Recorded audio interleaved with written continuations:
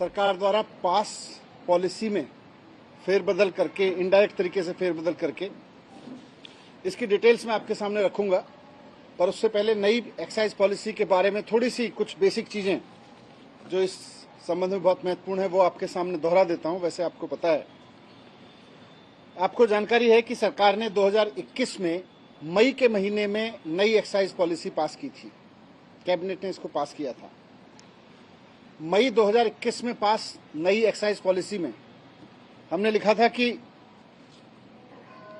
पहली पॉलिसी जो पुरानी पॉलिसी थी उसमें 849 दुकानें होनी थी, तो इसमें भी लिखा गया था कि पूरी दिल्ली में दुकानों की संख्या बढ़ाई नहीं जाएगी बल्कि 849 ही रहेगी, पहली पॉलिसी के बराबर ही रहेगी। पहली पॉलिसी में 849 दुकानें बहुत अनइवन तरीके से बटी हुई थीं।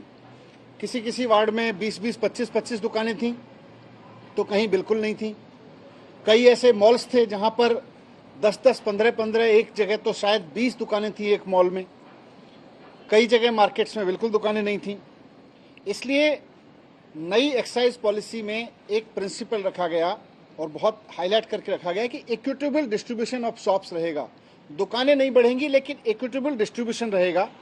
लगभग बराबरी से बांटा जाएगा पूरी दिल्ली में, ताकि कहीं हुज ट्रेजेडी ना हो, ताकि कहीं कोई गड़बड़ी ना हो। तो ये एक पॉलिसी का इंपॉर्टेंट प्रोविजन था। मई 2021 में ये पॉलिसी पास करके, कैबिनेट से पास करके एलजी साहब के पास मंजूरी के लिए भेजी गई। इस पॉलिसी को मंजूरी देने से पहले एलजी साहब ने पूरी पॉलिसी को बहुत ध्यान से पढ़ा और उसमें कई महत्वपूर्ण और बड़े बड़े सजेशन दिए कि इसमें ये परिवर्तन कर दो, ये परिवर्तन कर दो, इस तरह का बदलाव करो। एलजी साहब के सारे सजेशंस को स्वीकार करके कैबिनेट ने फिर से जून में नई पॉलिसी एलजी साहब के पास भेजी और इस तरह से फिर उसको एलजी साहब ने मंजूरी दी। तो एलजी साहब के पास 2 बार जाके बहुत ध्यान से पढ़ के उन्होंने इस पॉलिसी को पास किया था। उस पॉलिसी में यही लिखा हुआ था, जगह जगह जोर देके, कि अनइक्विटेबल डिस्ट्रीब्यूशन को खत्म किया जाएगा। ये जो एक ही जगह शराब की दुकानों के अंबार लगे हुए हैं कुछ वार्ड्स में या कुछ मॉल्स में, दुकानें नहीं बढ़ाई जाएंगी, लेकिन इसको लगभग बराबरी पे बांटा जाएगा। यहां तक कि अनऑथराइज एरिया में भी बांटा जाएगा, ये भी लिखा हुआ था। इसमें लिखा हुआ था कि हर वार्ड में दुकानें तो नहीं बढ़ेंगी पूरी दिल्ली में, लेकिन हर वार्ड में लगभग 2 से 3 दुकानें हो जाएंगी, तो इक्विटेबल डिस्ट्रीब्यूशन हो जाएगा। मैं पॉलिसी की वो लाइन भी आपको दे दूंगा, उसमें साफ साफ था कि इक्विटेबल प्रिंसिपल पे काम करेगी और पूरी दिल्ली में लगभग बराबरी पे दुकान बांटी जाएंगी, इंक्लूडिंग अनऑथराइज्ड एरियाज। तो जब ये एलजी साहब ने बहुत सारे सजेशन और दिए पॉलिसी में चेंज करने के और बहुत ध्यान से पॉलिसी पढ़ी थी, उस समय न तो एलजी साहब ने आपत्ति की कि अनऑथराइज्ड एरियाज में शराब की दुकानें नहीं खुलनी चाहिए, ना उसका बदलाव, ना उन्होंने कोई आपत्ति की, ना उसमें कोई बदलाव का सुझाव दिया, बल्कि मंजूरी दी।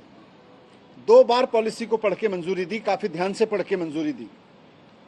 और जब एलजी साहब से मंजूर करा के उस पॉलिसी के तहत टेंडर किए गए और सरकार के अनुमान से लाइसेंसीज ने 25% ऊपर रख के लाइसेंस लिए, तो जब दुकानें खोलने की फाइलें एलजी साहब के पास गई तो वहां एलजी साहब ने अपना स्टैंड चेंज किया। पहले जब पॉलिसी में गया कि अनऑथराइज कॉलोनी में भी दुकानें खुलेंगी, इक्विटेबल डिस्ट्रीब्यूशन होगा, उस समय एलजी साहब ने कोई ऑब्जेक्शन नहीं किया। पॉलिसी पास की, सारे रूल्स पास किए, सब कुछ पास किया। लेकिन जब दुकानें खुलने की फाइल एलजी साहब के पास पहुंची तो वहां पर एलजी ऑफिस में कुछ बदलाव हुआ।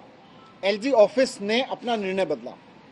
यहीं पे इसकी सारी जड़ है कि किस तरह से नुकसान हुआ।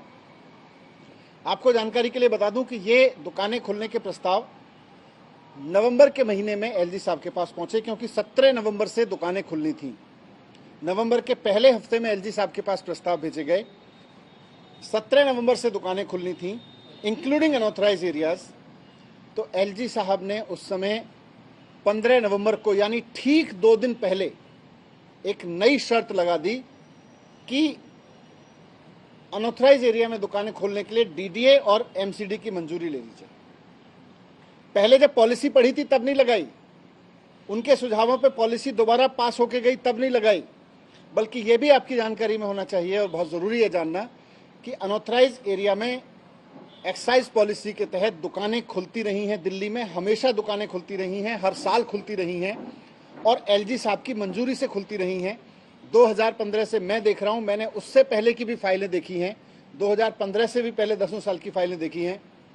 हर साल एलजी साहब के पास अनऑथराइज एरिया में दुकानें खुलने की फाइल जाती थी और एलजी साहब उसको अप्रूव करते थे।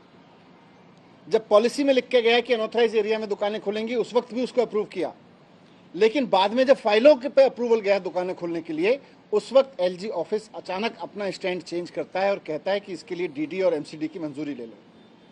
एलजी साहब को भी पता था कि ये मंजूरी डीडी और एमसीडी से नहीं ली जाएगी, बल्कि राज्यपाल उपराज्यपाल महोदय के ऑफिस से ही होनी है, हमेशा की तरह से जैसे पहले होता रहा था।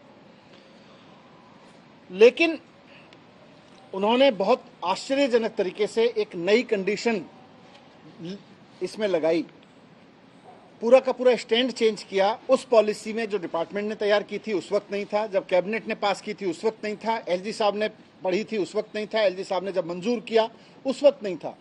अचानक एलजी साहब ने अपना स्टैंड चेंज किया और इस स्टैंड चेंज होने की वजह से दिल्ली में अनऑथराइज एरियाज में दुकानें नहीं खुल पाई।